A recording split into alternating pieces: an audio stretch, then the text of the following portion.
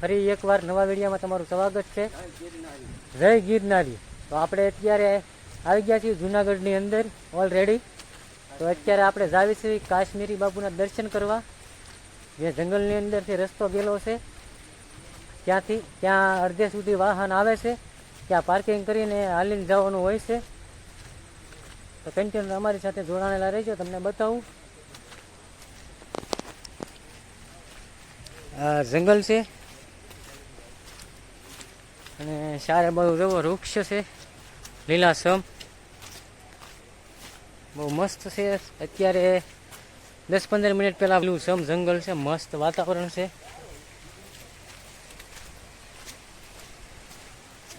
અને આગળ અહીંયા પાણી પણ ચાલુ છે, હું તમને બતાવું.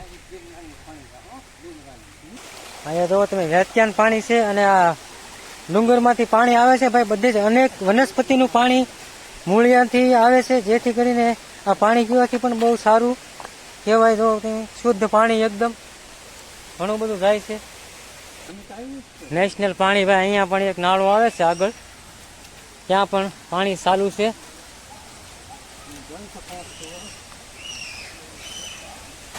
તો અહીંયા પણ તમે જુઓ કેટલું પાણી જાય છે, બહુ મોટી માત્રામાં પાણી જાય છે ભાઈ.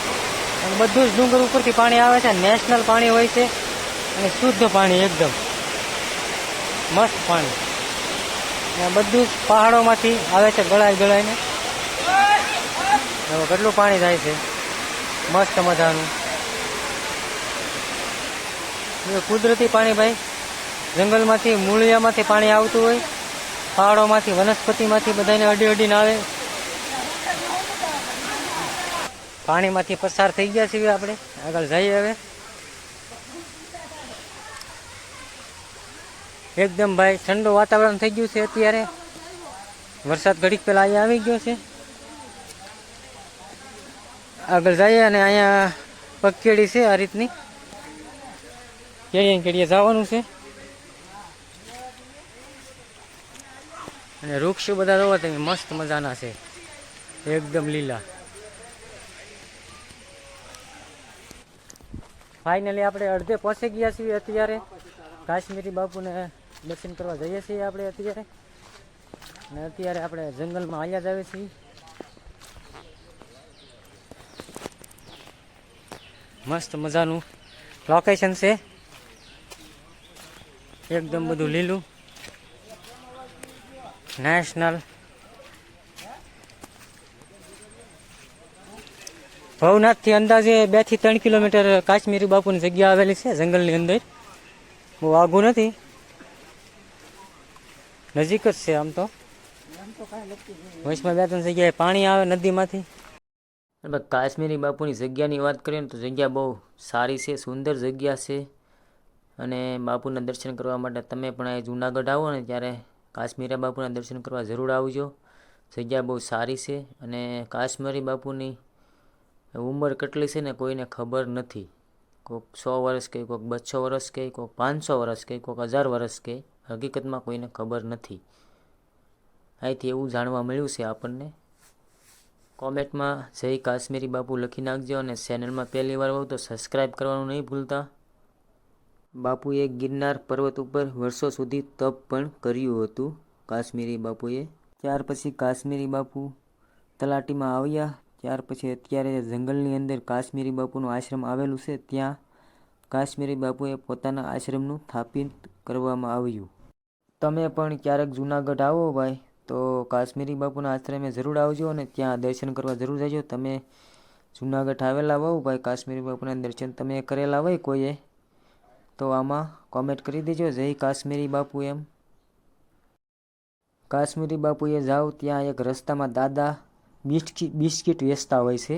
તમે જ્યારે જાઓ ત્યારે જોજો, ઘણા વર્ષોથી દાદા બિસ્કિટ વેચતા હોય છે એના રસ્તામાં. એ દાદા પણ રસ્તામાં તમને એક મળશે. ત્યાર પછી આપણે કાશ્મીરી બાપુના દર્શન કરવા જ્યારે જાવી ત્યારે મંદિરે દર્શન કરીને બધાને ભાવિક ભક્તો જેટલા દર્શન કરવા આવેલા હોય બધાને ફરજિયાત પ્રસાદી લીધા વગર કોઈને જવાનું નહીં. ત્યાં એવું છે ભાઈ, પ્રસાદી ફરજિયાત બધાને જ લેવાની. કાશ્મીરી બાપુના આશ્રમે ભાવિક ભક્તોની બહુ જ ભીડ રહેતી હોય છે. જ્યારે તમે દિવાળીમાં આવો ત્યારે તો બહુ જ ટ્રાફિક હોય છે ભાવિક ભક્તોની.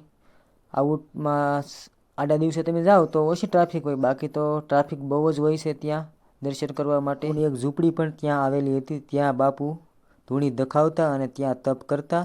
જ્યારે ભાવિક ભક્તો આવે દર્શને ત્યારે બાપુ ખુરશી નાખીને ત્યાં બેસતા, પછી બાપુ બધાને ભાવિક ભક્તોને આશીર્વાદ આપતા. બહુ મોટો ઇતિહાસ છે કાશ્મીરી બાપુનો, પણ આપણને જ્યાંથી અહીંથી જાણવા મળ્યું એ બાબત આપણે થોડીક વાત કરીશું. અને કહેવાય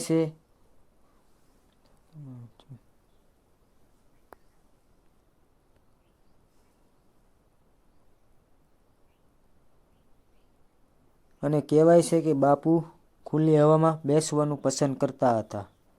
ભાવિક ભક્તોને આવે ત્યારે બધાને આશીર્વાદ આપતા. અને જ્યાં ઝૂંપડી હતી બાપુની, જ્યાં ધૂણો હતો, ત્યાં જવાની મનાઈ હતી કોઈને. જ્યારે ભાવિક ભક્તો દર્શને આવે ત્યારે એના ઝૂંપડીની બહાર ખુરશી નાખીને બાપુ ભાવિક ભક્તોને આશીર્વાદ આપતા હતા. અડધે પહોંચી ગયા છીએ અત્યારે, કાશ્મીરી બાપુને દર્શન કરવા જઈએ છીએ આપણે અત્યારે. અને અત્યારે આપણે જંગલમાં હાલ્યા જ આવીએ છીએ.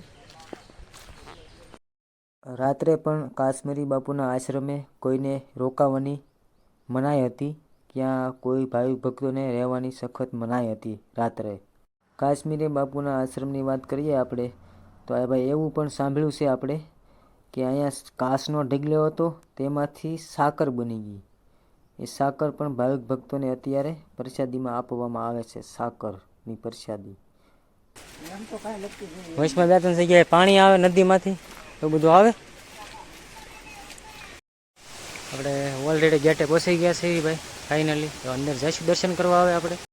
ત્યારે તમે અંદર જાવ એટલે ખોડિયારમાંનું મંદિર પણ આવશે.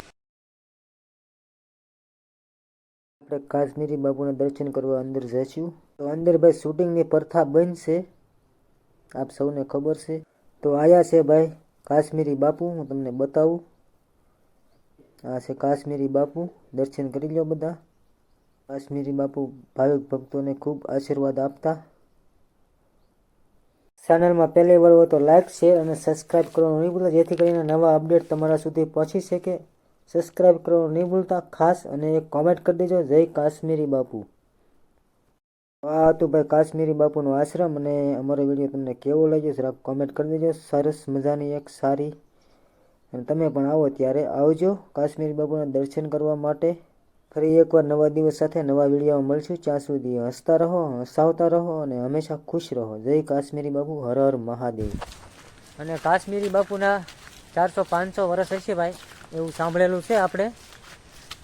તો આપણે દર્શન કરી લીધા છે અને અત્યારે જઈએ છીએ આપણે પાછા ભવનાથ બાજુ. તો ચેનલમાં પહેલી વાર હોય તો લાઇક, શેર અને સબસ્ક્રાઈબ કરી દેજો, જેથી કરીને નવા અમારા અપડેટ તમારા સુધી પહોંચી શકે. હર હર મહાદેવ. ચાલો આવજો, બાય બાય. નેક્સ્ટ વિડીયોમાં મળે, ત્યાં સુધી હસતા રહો ને હસાવતા રહો.